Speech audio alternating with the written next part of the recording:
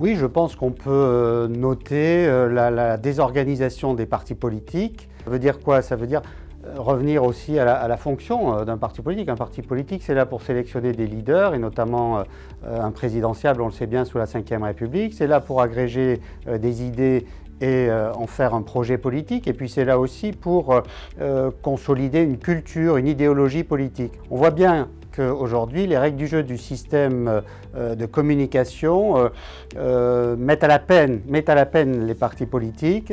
Ils ont du mal à s'adapter à l'instantanéité, réseaux sociaux, chaînes info. Ils sont tout le temps en train d'essayer de trouver des angles, des thèmes pour être présents, et ils n'y arrivent pas. On voit bien aussi que, alors c'est le cas sur le plan des idées, mais c'est aussi le cas, on l'a vu sur la sélection du personnel politique de premier plan, hein, puisque les chefs de parti ne sont plus du tout naturellement les candidats.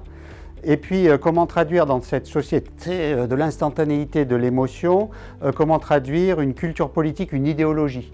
Alors on sait bien, les idéologies sont affaiblies parce qu'il y a de nouveaux clivages qui émergent, et donc notamment par rapport au clivage possédant-travailleur, on a d'autres clivages comme le clivage identitaire ou le clivage écologiste et décentralisation, mais au-delà de ça, les partis ont du mal à se réorganiser, dans tous les cas en France, c'est moins le cas aux États-Unis, pour traduire ces nouveaux clivages et les agencer avec un clivage qui reste quand même assez important, hein. Possédant-travailleur, c'est quand même toujours d'importance. Donc ils sont à la peine, ils sont extrêmement fragilisés, particulièrement en France, on le voit bien depuis 2017, mais évidemment les problèmes avaient commencé avant.